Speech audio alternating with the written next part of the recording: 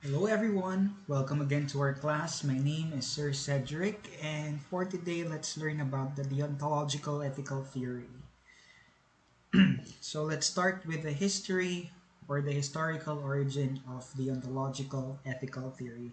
So the historical origin of this particular moral theory can be traced back to the early beginning of human civilization at the time when the back or the word of the chief or the king or God or any other recognized authority for that matter was given unconditionally and without invitation to appeal on the basis of the consequences.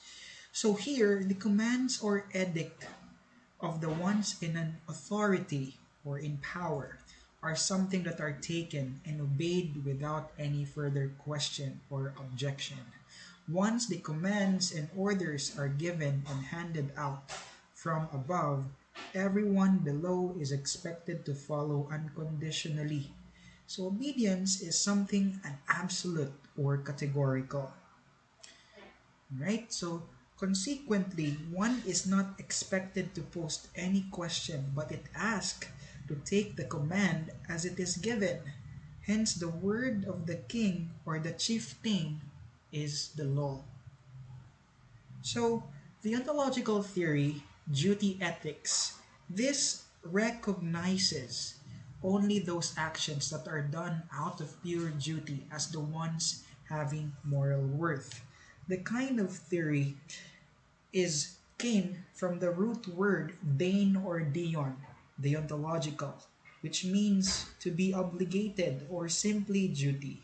In this kind of theory or philosophy, an act or conduct is considered good or right, thus justified morally, not by showing that it has good and beneficial consequences or effects, but by virtue of its being an action that emanates from a sense of duty or moral obligation. Due to its central emphasis on the significance and value of duty or obligation as the main motivation or intention in human actions, this theory in ethics has also come to be known in philosophy as deontological theory or deontological ethics. So let's go to Kant's major contributions to the ontological theory.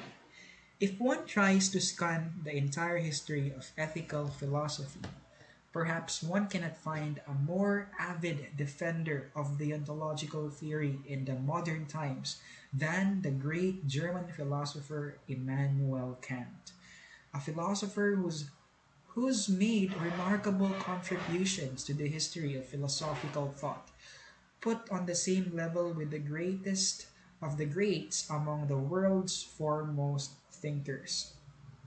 So, for some, Kant is recognized as the most important philosopher who has ever lived. The entirety of his philosophic corpus is the words of an author that is brilliant, profound, rich, complex, and fascinating. It is said that with fairness that no other thinker has contributed as many important and brilliant ideas to the philosophical studies of ethics as Kant. So, as what I said, so Immanuel Kant has become one of the founders or one of the greatest or great uh, contributors in philosophy. Let's go to the goodwill. This is the core of Kant's ethics. So Kant claims that what makes an action right or good and wrong or bad does not depend on its results or consequences, since all these are simply beyond one's control. Hence, a matter of luck or accident, so from which things usually turn out the way they are, not the way we want and expect them to be. Thus, the consequences of actions are entirely out of our hands. Hence, for him, according to Kant, morality as the sole and exclusive domain of rational beings should be something of which one should have total control of. If one is indeed fully accountable of his or her action and conduct, then chance or luck should be taken out of the equation. This, he believes, can only be achieved, morality can only be achieved by appealing to some universal, rational, ethical principle.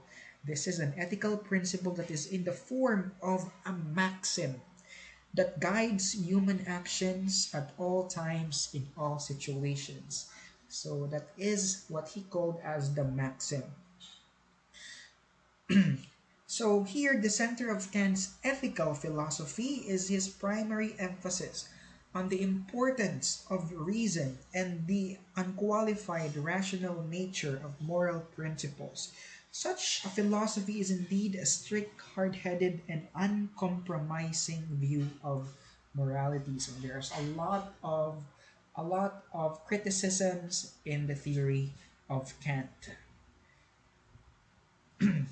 So this seemingly uncompromising stand has to be understood in the view of Kant's own philosophical project that is set once and for all a kind of morality that is grounded firmly as an objective and rational foundation, as well as build one single set of moral principles for anyone who claims to be logical.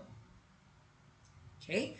So, doing the right thing for the sake of duty. So, according to Kant, nothing can be called good without qualification except a good will. This means that an act with the right intentions or motives in accordance with the right maxims or principles from authorities such as law, doing one's duty or obligation for its own sake rather than for personal gain or self interest is the primary foundation of moral thoughts. So, this is more about the duty for duty's sake. So, this goes against the ethics of utilitarianism, which prioritize the consequences that one can achieve in acting. According to Kant, morality is primarily, if not solely, a matter of motive or intention and not a matter of what one can gain or achieve in acting.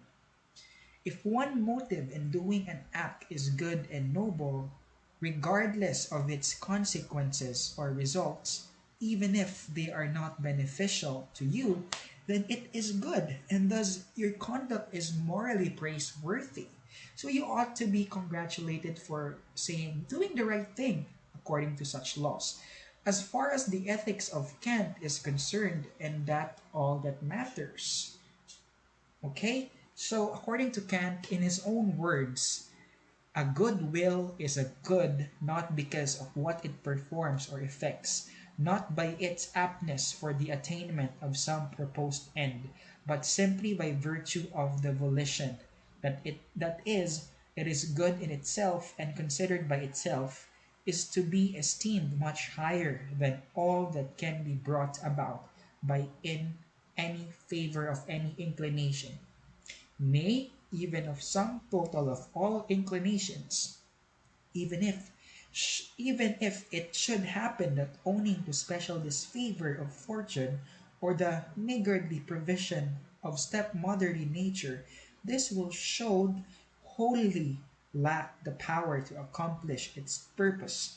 If with its greatest efforts it should yet achieve nothing, and there should remain only the goodwill, then like a jewel, it would still shine by its own light as a thing which has its own value in itself. Its usefulness or fruitfulness can neither add to nor take away anything from this value. Hence, the worth of an action lies on the inner motive. Okay, just like what I said, inner motive rather than the external effects that one can derive from the action. So you simply have to do the good because it's good. Something like that. So, okay, I hope you've learned something about this theory, about the ontological theory of Immanuel Kant. I hope to see you soon. Thank you so much and goodbye.